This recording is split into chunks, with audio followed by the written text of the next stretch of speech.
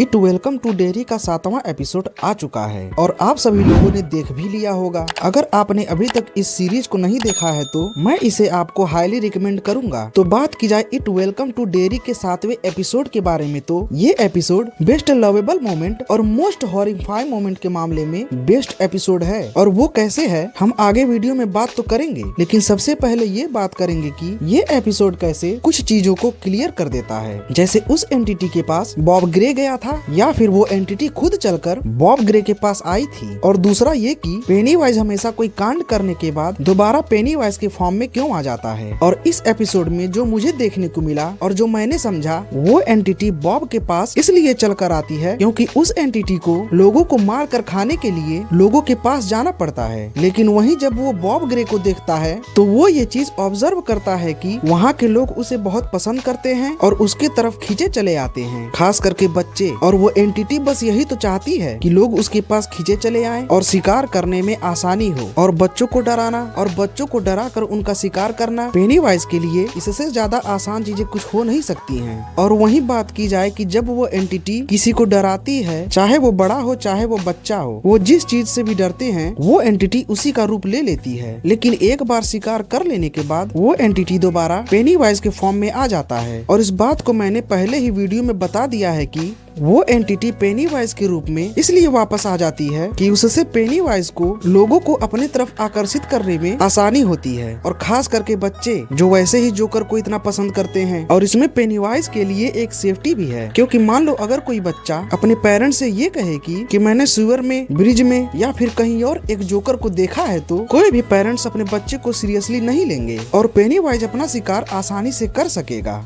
और बात की जाए इस सीरीज के 7वें एपिसोड की, तो इस एपिसोड की शुरुआत 1908 से होती है, जहां बॉब ग्रे और उसकी बेटी इंग्रिस के बीच बहुत खूबसूरत और प्यार भरा मोमेंट दिखता है, जो इस सीरीज का अब तक एकमात्र ऐसा मोमेंट है। और इस सीरीज का मोस्ट ब्रूटल सीन भी ब्लैक स्पॉट पर दिखता है, जो शहर के बाहर एक आर्मी कैंप है। और आपने नोटिस किया होगा कि ब्लैक स्पॉट जैसी ब्रूटल घटना में पेनीवाइज का बिल्कुल भी हाथ नहीं है, बल्कि इस घटना में केवल और केवल प्योर हेट्रेड का हाथ है। जब कैंप में आग लगा दी जाती है तो कैंप के अंदर फंसे सभी लोग मौत के डर से इधर उधर भागने लगते हैं। और फिर क्या, जहाँ डर यानी कि फियर, वहाँ पेनीवाइज। और फिर मौत का नंगा नाच शुरू हो जाता है। और मैंने अपने पुराने वीडियो में भी बताया है कि डेयरी में racism, hatred, greed, wrong mentality और ब्लाइंड फेथ जैसी चीजें हैं, जो पेनीवाइज जैसे आग के लिए घी का काम करती हैं। और जब मैं इंग्लिश को देखता हूँ तो मेरे मुंह से यही निकलता है कि छोटी बच्ची हो क्या? मतलब आप ही लोग बताओ, कौन सा ऐसा नॉर्मल इंसान है जो इंसानों को मार कर खाता है। लेकिन एट द एंड उसको ये फील हो ही जाता है कि पेनीवाइज के रूप में खड़ा आदमी उसका डैड नहीं बल्कि कोई और है। और जब तक इंग्रिस इन सब चीजों से संभलती तब तक पेनीवाइज उस पर डेड लाइट यूज कर देता है। और डेड लाइट से याद आया कि पेनीवाइज विल पर भी डेड लाइट का यूज करता है। एपिसोड के एंड में पेनीवाइज विल पर भी डेड लाइट का यूज करता है। और ये रिवील हुआ है कि पेनीवाइज अपने डेड लाइट का यूज केवल उन्हीं लोगों पे करता है जो उससे डरते ना हो